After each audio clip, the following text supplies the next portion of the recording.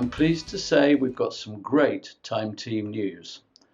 Firstly, many of you have asked us to find a way to bring Time Team back. Well, we think we've found a way of doing this. Patreon will be a new way of getting backing from fans and also be an affirmation that there are supporters out there who want to back us. We have set ourselves a target of getting over 1,000 subscribers by the end of February and help kickstart the process of getting Time Team back. We hope this will be the start of a great adventure. I have to say we're very, very excited here. You have smashed our first Patreon target in just 3 days. Thanks to you, we're on our way. We are getting nearer to our goal of getting Time Team back. We've got some fantastic news. We've reached our latest Patreon target ahead of the deadline. We've passed over 3,000 patrons before the end of January. Thanks to you, things are really progressing. Our next goal is to get 5,000 patrons by the end of March. We can't do it without you. Time Team is coming back, and our fans on Patreon made it happen. This will mean we can do at least 2 sites. The mysterious Cornish Iron Age settlement that came out on top in our recent poll, and the amazing villa site on the Fiennes family estate. Using Patreon and YouTube gives us the freedom to develop the show the way we and you want it to go, free from the restrictions of the usual broadcast model. The flexibility and freedom that these new platforms give us means that the content of the program will be informed by you, the fans. This has been a fantastic response, so a big thank you from all of us, including Carenza, John, Stuart, Helen, and all the team we're getting together.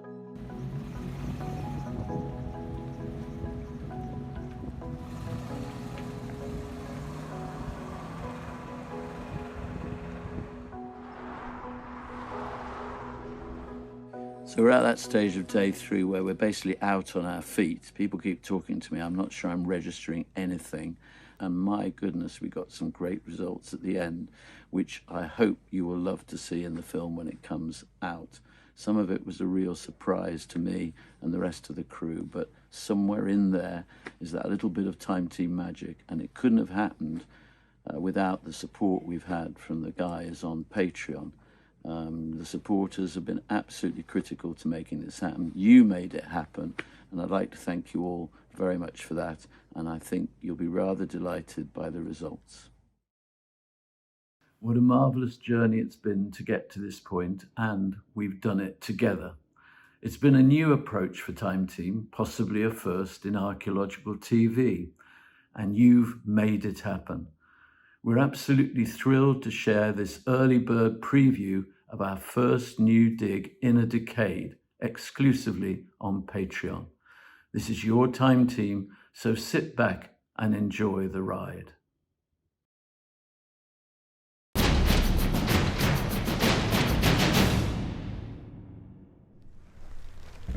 Welcome to Cornwall and to a new look Time Team, where we've assembled some old friends and some new faces, and we're here to investigate a truly remarkable site that you, the fans, have voted for.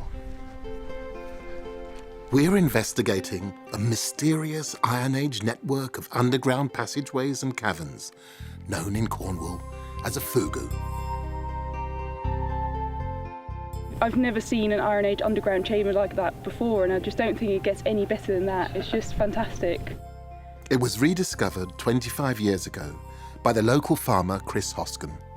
So I drove around the field and I thought, there's a hole there, and went and had a look, and the tractor had straddled that hole. Wow. So Missed it. So yeah, I just missed it. Wow. It caved away after I'd driven over it with a sand spreader. And since then, a stone-lined passageway and another cavern have been revealed. Wow, that's deep. Nobody knows what these chambers and tunnels were actually used for. Were they storage pits, places of refuge, or something more spiritual? And the team aren't just bringing their great knowledge and expertise. They've got some new toys to help us to unravel the mysteries of the Fugu hidden beneath our feet. And in the true spirit of Time Team, of course, we have just 3 days to do it.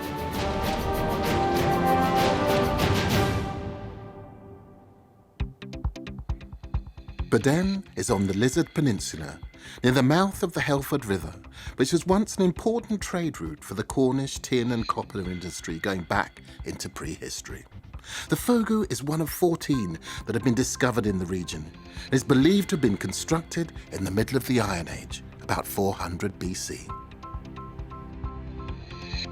Since its discovery, site director James Gossip has revealed an L-shaped passageway leading from the cavern that Chris found to another deeper cavern at the other end. We have these lovely rock-cut steps leading down into it. The team are combining traditional tools My grandfather's shovel. The cavalry's arrived. Yeah. with cutting-edge technology to get inside the Fugu to help us to find out how big it is and where these tunnels lead to. John Gator's Geophys team have started early, using the latest magnetometry and radar equipment to go beyond the Fugu, because this site has produced evidence of occupation from the Bronze Age to the post-Roman. We've got 3 days. What can we hope to achieve? Well, shall I show you what we've done already? Please, I would love to. So I've already done Wow. some of the geophysics. Yes, we can ignore that because that's the scaffolding tower. But what we're interested in are all these ditches around the Fugu. And we've got this rectilinear enclosure. We may have a pathway leading to the Fugu here. But this is the core area of interest to start with. We're hoping, because we've seen, you know, where your big red dot is and our scaffolding, we've got a very interesting side passage to the Fugu there, which we think is curving northwards and connecting potentially with this enclosure ditch. So what we've decided to start with is focus on the Fugu. We're going to put trench 1 in here, which is to try and see whether this big square enclosure is indeed the same date as the Fugu and try and connect it with it, see how it relates to it. We might find more unknown cut and covered tunnel, another extension, another passage to the Fugu if we're really lucky. Yeah. Where we've looked at it already, it is incredibly deep. So there is a chance, of course, that it descends deeper underground and becomes part of a tunnel.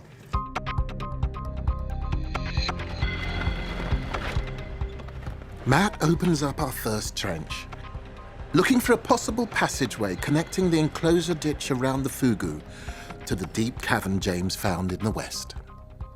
Yeah, there's a lot of this, and there's a common saying here, which is only a stone.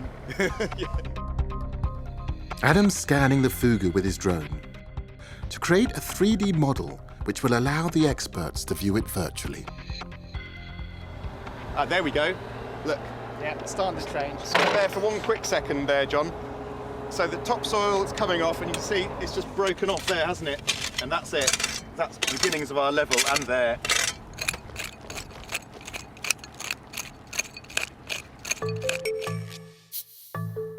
Stuart, our landscape archaeologist, is exploring potential trade routes from the site to the sea.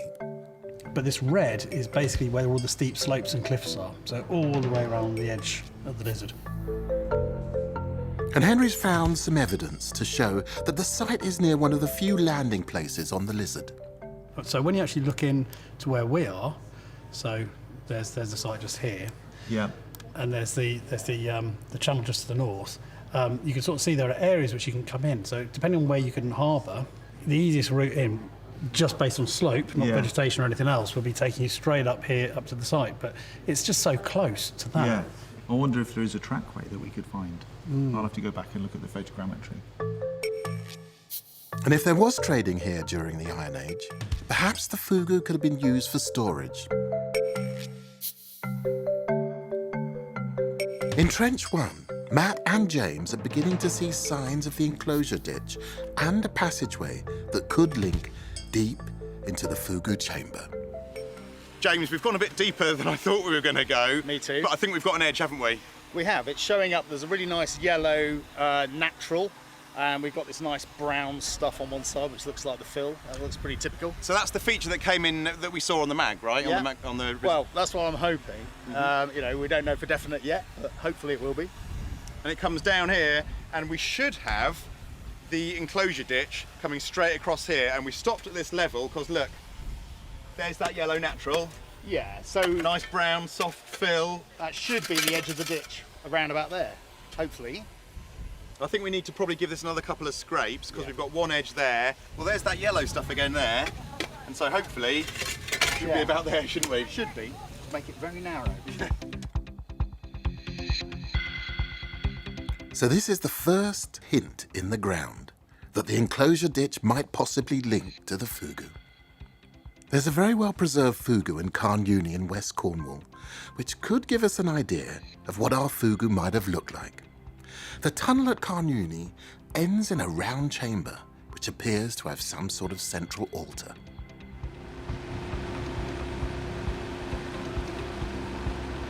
Chris, the landowner, has agreed to lift the metal cover protecting the void so that we can scan inside the Fugu chamber to see if it was a round cavern like Carnuni or a different sort of chamber altogether.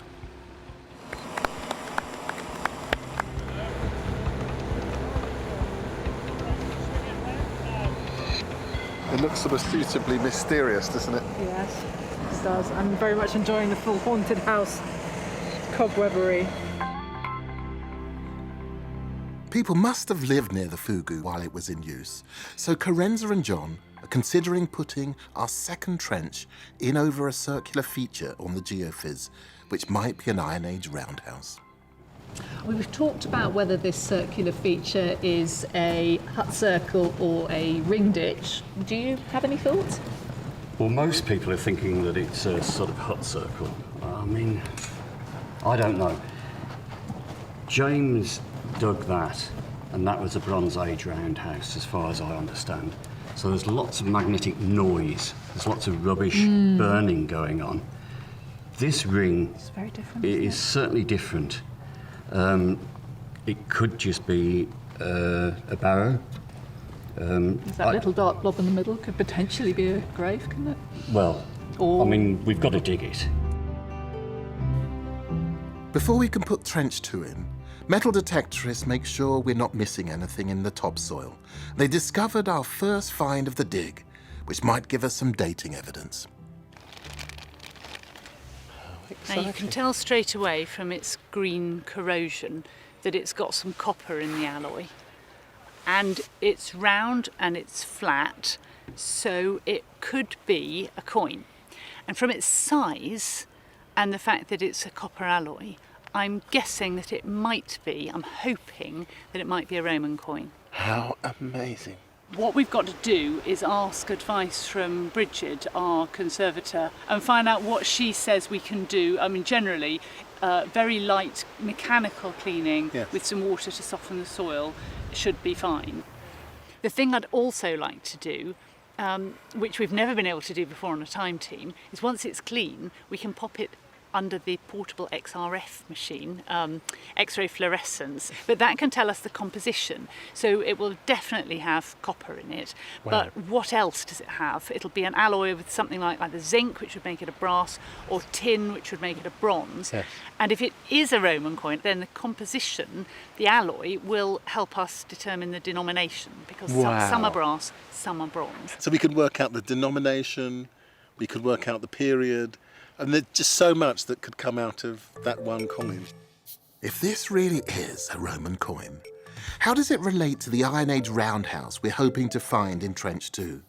James has discovered a number of Romano-British features and finds over the years, and if John and Carenza are right, there's a possibility of something Roman and possibly rare in Victor's Field near the Dome.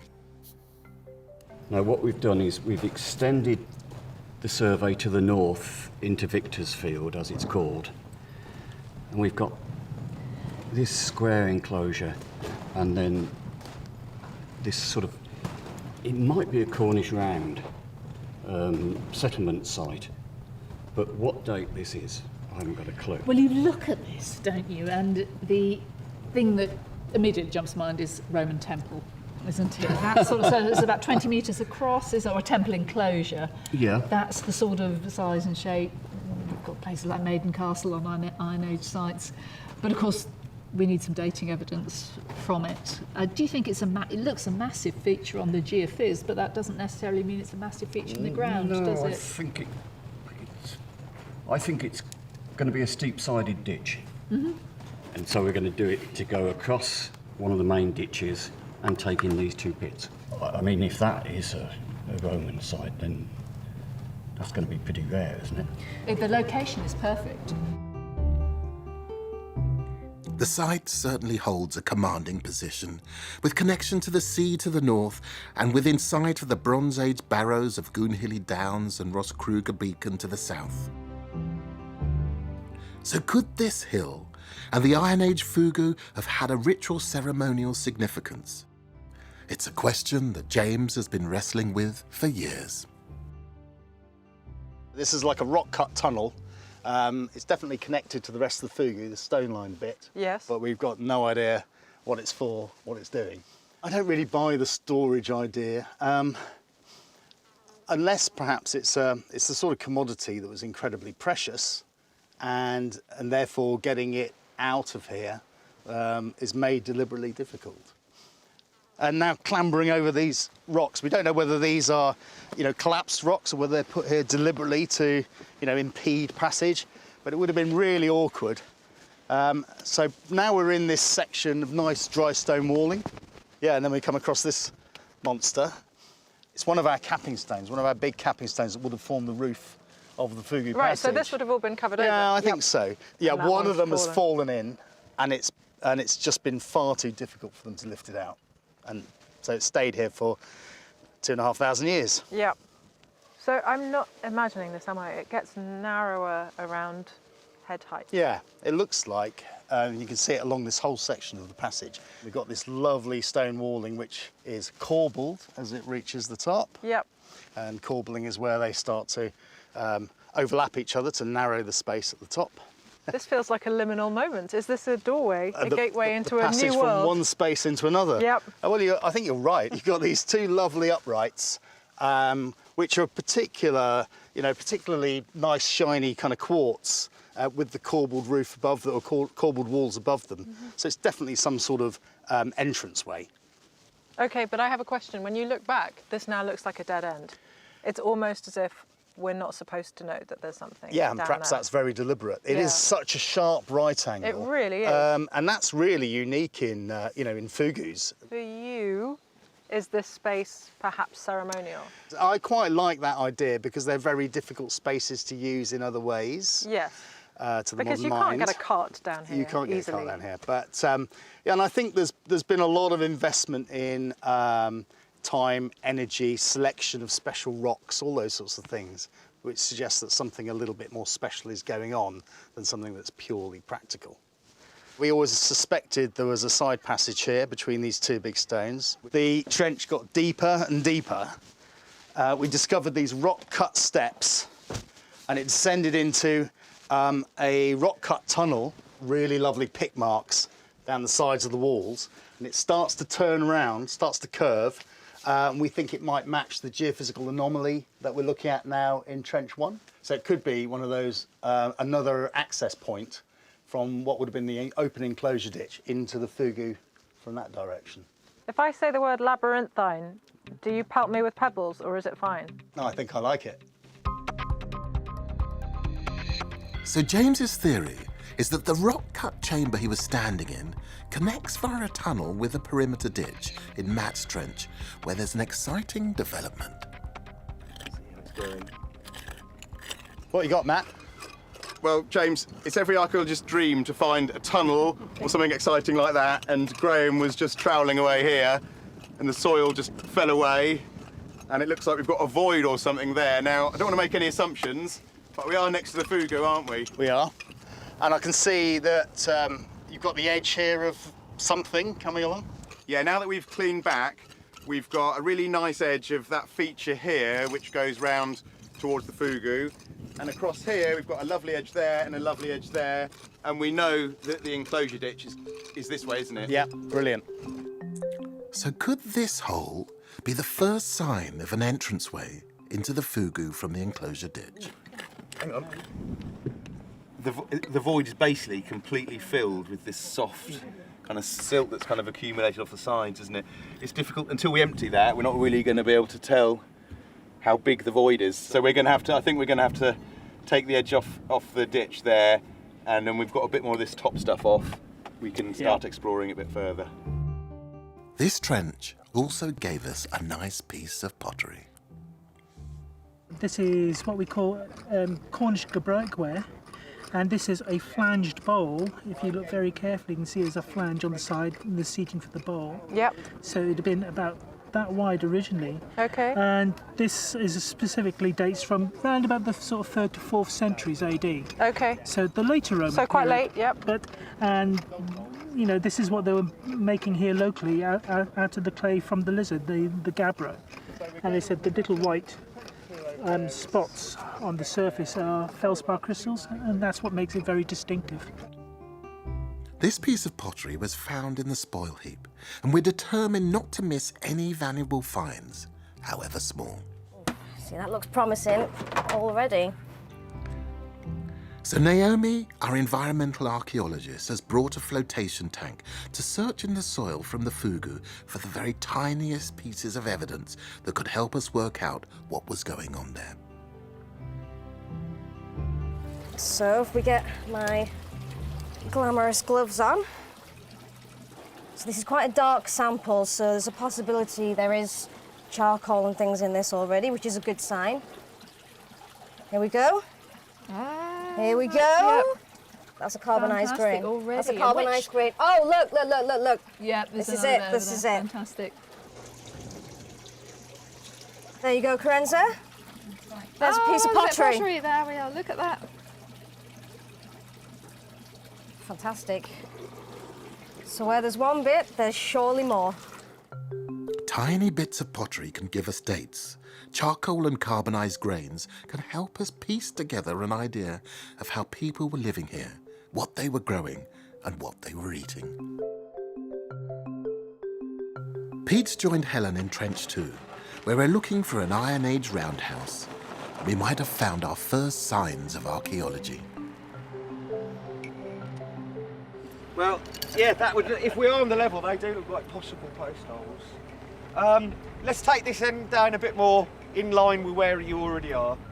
Post holes could indicate a fence line, so maybe we're near our roundhouse. Now that John's had a chance to look at the radar of the Fugu, he's able to travel down through the earth to see what archaeology might lurk there. So, look, there's the curve of the fence. Got it. The Yep. Fugu. And this is the topsoil. Yep. And we're going down Through the layers. through the layers. Yep. And so as we get deeper, suddenly you start to see the big enclosure there, Yeah. and then you start to see parallel wall lines here. Yep. You go even deeper, features coming through here, that. those parallel walls continue, a possible square enclosure there, a round feature there. We're basically seeing every 2 centimetres Wow. into the ground. And what you realise is how much buried archaeology there is.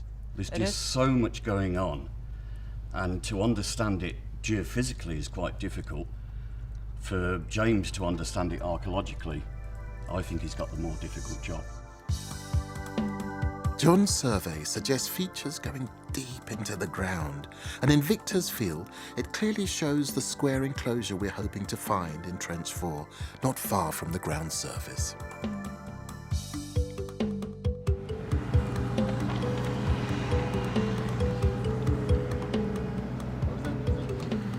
Well, we started to examine this area now where this possible Roman temple, which we're referring to it as at the moment, we're not sure what it is, but that's the working hypothesis at the moment. These responses on here are so strong, there's got to be something down there. Whether it's a Roman temple That's another question. Most Roman activity on this site has been in the southernmost corner, where the Maneague Archaeology Group are working. It's cracked, but it's quite interesting. Oh, but it's so much easier to Yes, see what it is it when is, it's absolutely. Just when you look inside it, you can see it's definitely pottery. They're putting in a series of test pits near to an area where they found a Romano-British structure and pits that might be burials. The team have been digging on this site since James first started working here. Lots of volunteers helped me from the local community, and really they were so enthused by it all, they didn't want to go away. So we formed the Maneague Archaeology Group in 2008, and since then we've been slowly exploring Chris's land up here. There's just so much up here and it's so complex. And obviously I couldn't have done any of this over the past 18 years without them. So, I mean, they're fundamental to everything, really. 15-year-old Harvey has been working on this site for 3 years and has been bitten by the archaeology bug. I found lots of Gabbro pottery just in this little test pit. Right. Do you think it's coming out of a feature of some sort? I don't know yet because it's all quite rocky. But Yeah, I think you've got a way to go yet, haven't you? Yeah.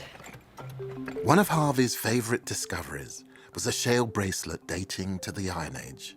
The site has produced finds from Neolithic to post-Roman. One of the most spectacular is a Roman find from a Gaulish Samian-ware vessel, impressed with the erotic scene of a dancer with a scarf and the god Pan. It's one of the largest found in Cornwall and dates to the latter part of the 2nd century AD. Using photogrammetry like this, we're able to enhance detail that's hard to see with the naked eye. And we're hoping that it will help us to understand the fugu too. By late afternoon, Adam has managed to create a model showing all the passageways that James has exposed. Landscape investigators Derek and Lawrence are trying LiDAR, laser scanning technology, to show us inside the tunnels that are too small or too dangerous to access. What it's doing is firing out thousands of laser beams, and it can pull those points together and create a 3D map of the fugu. And John's testing new equipment that might not look high-tech, but it allows him to see under the ground in real time. I think it's the first it's been used in the UK. To be honest, to be able to see the results on the screen instantly like this is, yeah, something pretty special. Derek and Lawrence are feeding back all this information to Ray San in New Zealand. Good morning. Morning, guys. Who's attempting to pull together all the data into a 3D reconstruction of the fugu. Because there would have been the big stones for the top, the corbelling across the top, wouldn't they? Absolutely. And to give you an idea of the sort of the scale of some of the stones that we get, can you see this beautiful entrance to the tunnels here?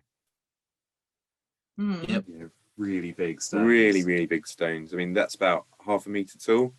To move those stones would have been pretty good going, but to move so many is quite impressive as well. So, Ray-Sam, for your reconstruction, Did we have worth us getting pictures and scans of some of the repurposed fence stones and some of the lintels that are just kicking around? Yeah, it'd be lovely to reuse them actually in the reconstruction, so to speak. To actually take those models of them and prop them into what we think is the right take place. the fence posts and put them back on top. It'll be incredible. Brilliant. And the floor is just trodden earth, is it? Yeah. Apart from here, where you've got stone cut steps, I don't know if you can see those, but this stepping isn't an artifact of excavation. These are actual steps that have been created and cut into the rock by the Iron Age inhabitants. So that's another entrance to the fugu, is it? Stepping down into it? It's going off to another tunnel which heads directly towards Matt's Trench over here. So we're hoping to be able to find out how they relate and how they connect up. These are great, absolutely brilliant. Adam's photogrammetry also provides the archaeologists with another way to record and examine their trenches during and after the dig. By the end of day 1, Trench 1 is offering the exciting prospect of a new entrance and intriguing tunnels leading into the Fugu. Trench 2 has a line of some post holes, maybe from a fence around an Iron Age roundhouse. But in Trench 4, there's not much sign of a Roman temple. We've got our first find, a little piece of probably Victorian pottery. Not the most exciting, but it is our first.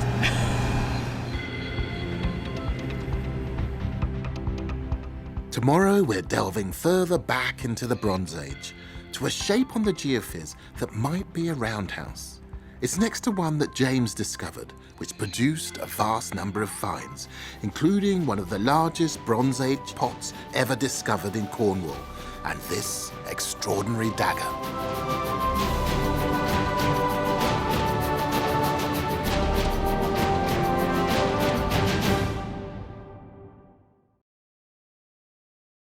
Well, that was the first one out of the blocks, and I really hope you enjoyed it. There's much more to come in the concluding parts of that episode, with some real mysteries and revelations. And excitingly, the second amazing site in Oxfordshire will be following. Although you've already seen this exclusive preview, please do join us again for all the public premieres on the Time Team official YouTube channel. Every single one of your views, comments, likes and shares makes a huge difference in helping us reach a wider audience and making it a real shared experience. What's more, we have some exciting announcements on the way to celebrate the occasion with your own watch-along events, including a very special Time Team competition open to the public. So look out for the details across our channels. So thank you once again, and I'll be seeing you soon for the public premieres on YouTube, followed by the Sunday after show live events.